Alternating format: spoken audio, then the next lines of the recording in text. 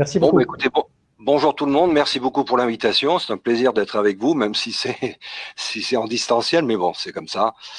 Donc moi, je suis gastro-entérologue. Je travaille depuis de nombreuses années, depuis que je suis assistant en 1986, tout ce qui est relation cerveau-tube digestif. Ah, qu'est-ce qui se passe là?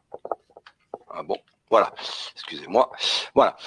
Donc vous avez une relation bidirectionnelle entre le système nerveux central et le tube digestif, via notamment le système nerveux autonome qui comprend donc les nerfs sympathiques et les nerfs vagues et le parasympathique sacré, en sachant que moi je suis plus focalisé sur tout ce qui est vagal, puisque le nerf vague c'est le principal, enfin c'est le nerf le plus long de l'organisme, qui est un nerf mixte qui comprend en fait 80% environ de fibres afférentes, donc qui informent le cerveau de ce qui se passe dans le tube digestif notamment, et 20% de fibres efférentes, motrices, sécrétoires, etc.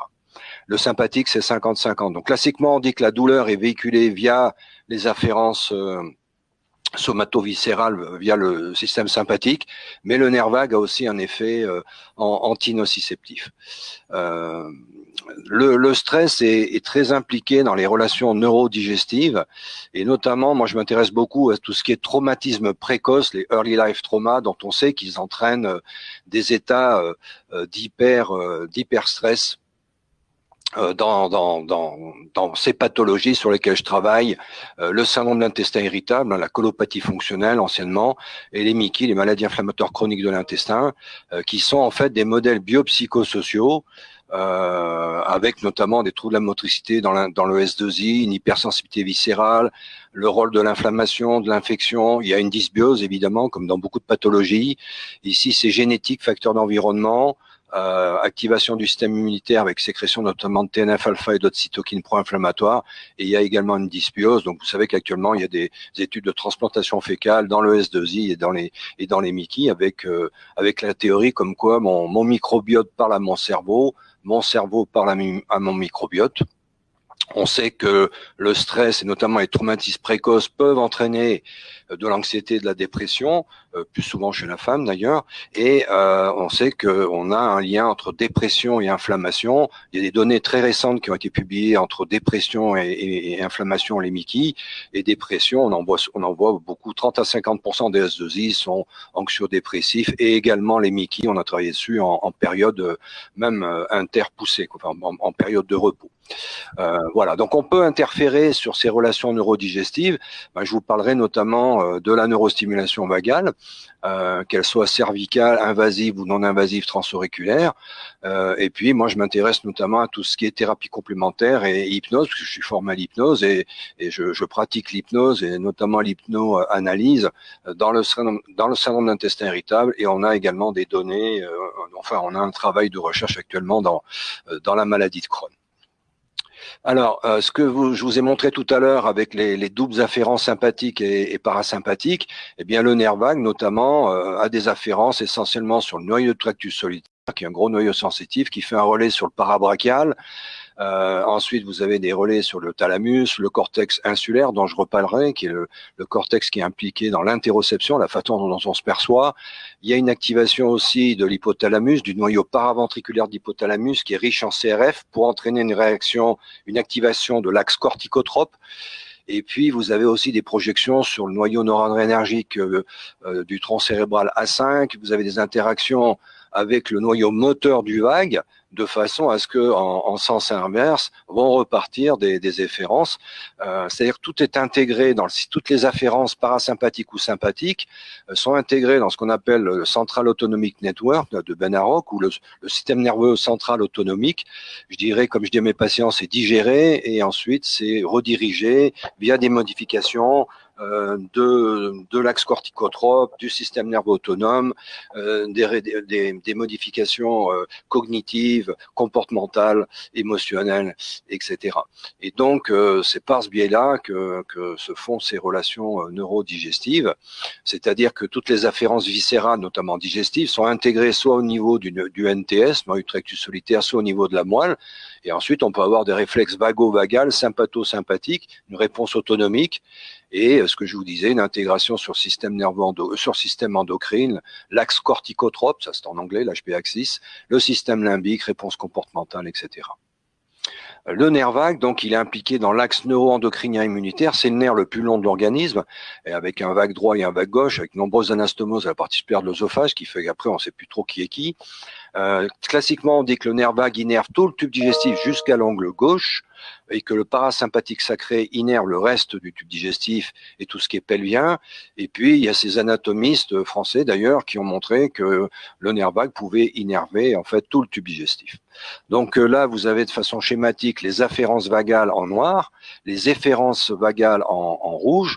Et donc, par exemple, quand vous créez un choc septique par injection de LPS intraveineux, par voie intraveineuse ou intrapéritonéale, vous stimulez les macrophages et apparentés qui libèrent des cytokines pro-inflammatoires, IL1, TNF-alpha, IL6, etc., qui vont agir sur des récepteurs adéquats pour ensuite aller activer le nerf vague. L'information se projette au niveau du NTS, qui ensuite projette sur l'hypothalamus, autour du CRF, sur le noyau paraventriculaire, activation d'axes corticotropes, et puis, comme je vous ai montré tout à l'heure, toute une intégration centrale. On sait que les cytokines peuvent agir aussi par voie sanguine sur les organes circumventriculaires, comme ici l'area postrema. Et évidemment, vous pouvez avoir un réflexe vago-vagal. Et donc, le nerf vague, il est anti-inflammatoire à la fois par ses afférences, c'est-à-dire qu'une information qui vient du tube digestif, en l'occurrence une poussée inflammatoire par exemple, va être intégrée via ses afférences pour activer cet axe corticotrope. Mais récemment, en 2000, l'équipe de Tracé aux États-Unis a montré que le nerf vague efférent, les efférences vagales, étaient aussi anti-inflammatoires. Je vais y revenir tout à l'heure. Donc le nerf vague, il est vraiment capital. Il est anti-inflammatoire à la fois par ses afférences et ses efférences. Voilà, c'est ce que je vous montre ici. C'est très complexe, mais je vous ai parlé des afférences, des efférences qui vont activer des récepteurs alpha-7 nicotiniques cholinergiques via l'acétylcholine pour aller bloquer via un mécanisme JAK2 stade 3 par exemple, la libération de TNF-alpha par le macrophage. Donc nous, en pratique clinique, on utilise des anti-TNF-alpha dans les MICIM, mais également dans la polyarthrite rhumatoïde par exemple, et on pourrait utiliser de la neurostimulation vagale, comme on a essayé de le faire, dans ces pathologies. On sait qu'il y a un branchement aussi du nerf vague avec le ganglion cœliaque, qui est un ganglion sympathique, et la libération d'acétylcholine va stimuler ce nerf splénique sympathique qui libère la noradrénaline, qui se fixe sur des récepteurs bêta-2 des lymphocytes, qui libèrent de l'acétylcholine. C'est ce qu'on appelle la voie cholinergique non neuronale par opposition à celle-là, et vous arrivez sur le même schéma ici, c'est-à-dire que l'acétylcholine va se fixer sur des récepteurs alpha-7 nicotiniques et inhiber la libération de TNF-alpha. Donc la rate, qui est une grosse source de... l'acétylcholine a été isolée initialement de la rate, mais la rate est une source de TNF qu'on peut bloquer par ce mécanisme. Et puis pour certains, certains disent la voie efférente parasympathique vagale anti-inflammatoire, la voie cholinergique anti-inflammatoire, le cholinergique anti-inflammatory pathway de Kevin Tracé, c'est pas les efférences vagales, ce sont des efférences sympathiques qui sont matérialisées ici, qui partent de la moelle, relais ganglion splénique, et ensuite on revient sur le même schéma, qui seraient activées par des voies descendantes provenant des groupes adrénergiques C1, noradrénergiques A5, il y a aussi le locus coeruleus. Voilà.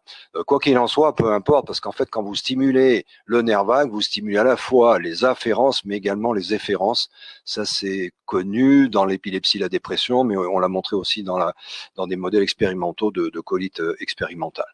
Donc, il y a un effet anti-inflammatoire, mais également antidépresseur, antiépileptique, antinociceptif du nerf vague, qui peuvent être utilisés dans le cadre des relations neurodigestives, par exemple. Le nerf vague aussi est à l'interface du microbiote avec le système nerveux central, puisqu'on sait que le microbiote peut libérer des métabolites qui vont agir sur les afférences vagales. On sait aussi que ce microbiote peut stimuler des cellules endocrines du tube digestif qui vont libérer de la cholestérokinine, du glucagon-like peptide 1 ou de la gréline qui vont agir sur des récepteurs des afférences vagales, intégration centrale. On retombe sur le même schéma que tout à l'heure dans le CAN, là, et ensuite activation des efférences à visée anti-inflammatoire local et en modulant, en diminuant la perméabilité intestinale, puisqu'on a beaucoup de pathologies digestives comme le syndrome de l'intestin irritable, les MICI et bien d'autres, où vous avez une augmentation de la perméabilité intestinale permettant la rétrodiffusion de la flore intestinale, des allergènes alimentaires, etc. dans la sous-muqueuse.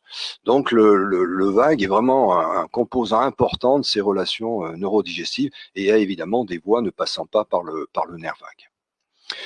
Comme je vous disais tout à l'heure, aussi le nerf vague, il est impliqué dans l'interoception, hein, qui est la conscience de l'état interne de son corps, avec le cortex insulaire qui est impliqué dans cette interoception. Alors, ce qui est intéressant, c'est que ce soit les afférences vagales ou des afférences sympathiques qui arrivent dans des niveaux différents, hein, au niveau bulbaire, le NTS, ou au niveau spinal, la lame 1 notamment, eh bien, à un moment donné, à partir d'origines différentes, somatiques, viscérales, etc., vous allez converger sur l'insula postérieure, ici, qui est pas matérialisé là. À partir du moment où, tant que ça reste dans l'insula postérieure, on n'est pas conscient de l'état interne de son corps. Et à partir du moment où l'insula postérieure projette sur l'insula antérieure, hein, suivant un mode postéro-antérieur, eh bien, c'est là où on va devenir conscient. Et cette information interne va être rentrée en contact avec tout ce qui est externe et va être en contact avec toutes les structures des émotions, les structures cognitives comme l'amygdale, le cortex singulaire, etc.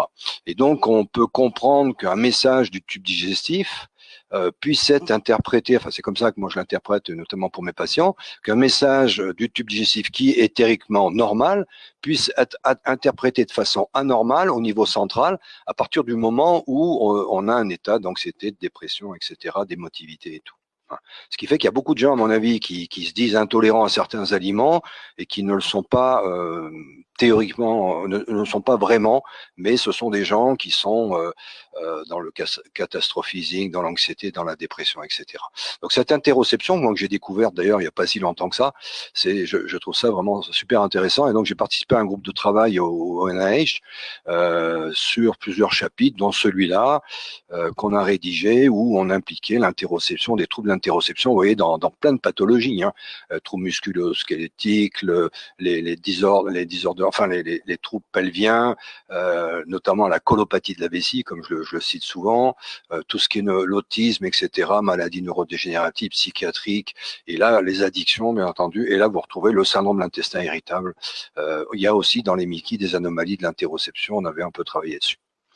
Donc cette interaction-là, elle est intéressante dans ces pathologies comme le S2I et les MICI, et on sait très bien que notamment dans le S2I, vous n'avez pas de traitement efficace d'abord, parce qu'il y a une complexité telle que trouver un médicament qui va cibler toutes ces relations, ben, c'est pas possible à mon avis. On utilise aussi des antidépresseurs, mais notamment la neurostimulation vagale ou les thérapies comportementales peuvent être intéressantes. L'hypnose a été validée et on sait que le stress, évidemment, a un impact sur le tube digestif via le système nerveux autonome notamment, et on sait que le stress module la motricité. Typiquement, le stress inhibe la vidange de l'estomac via, je vais vous montrer un récepteur numéro 2 du stress, baisse le seuil de sensibilité, module le microbiote, augmente la perméabilité, stimule la sécrétion colique notamment, et en même temps, comme il stimule la motricité colique, on a de la diarrhée, et module l'immunité.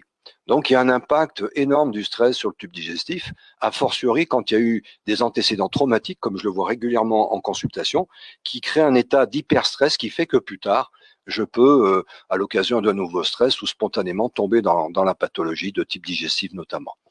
Voilà, donc pour vous montrer ces relations, bon, c'est un peu complexe ce schéma, mais par exemple, on sait que les récepteurs numéro 2 du corticotrophine releasing factor, on en a dans le système nerveux central, mais on en a dans le tube digestif. Le CRF2, quand vous êtes stressé, eh bien, vous stimulez votre CRF2 au niveau de l'estomac qui inhibe la vidange de l'estomac. Donc les anti-CRF2 peuvent être intéressants. Et par exemple, dans les cyclic vomiting syndrome, les gens qui vomissent de façon cyclique, on a une activation. Le 1, lui, est impliqué dans la stimulation de la motricité colique. Voilà. Le stress augmente la perméabilité intestinale, hein, via notamment le récepteur numéro 2, et stimule la libération de tous ces dégranulant des mastocytes, tryptase notamment, via le CRF1. On peut donc utiliser de la médecine bioélectronique en ciblant un médiateur de l'inflammation, par exemple, en utilisant le nerf vague comme véhicule, si je peux parler comme ça, et en mettant un device, un neuromodulateur, un neurostimulateur autour du nerf vague, qui est utilisé. Alors là, par contre, comme je suis pas en plein écran, mais c'est pas grave.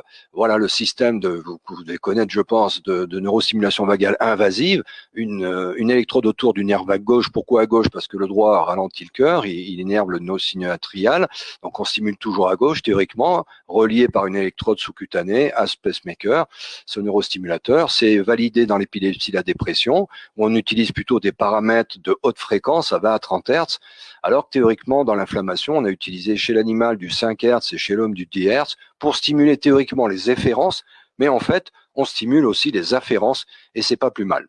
On a fait un modèle expérimental de colite, je ne vais pas trop détailler, mais globalement, chez l'animal in vivo, on améliore, on diminue la perte de poids et en utilisant un paramètre discriminant qui tenait compte de la macroscopie, des lésions macroscopiques, microscopiques,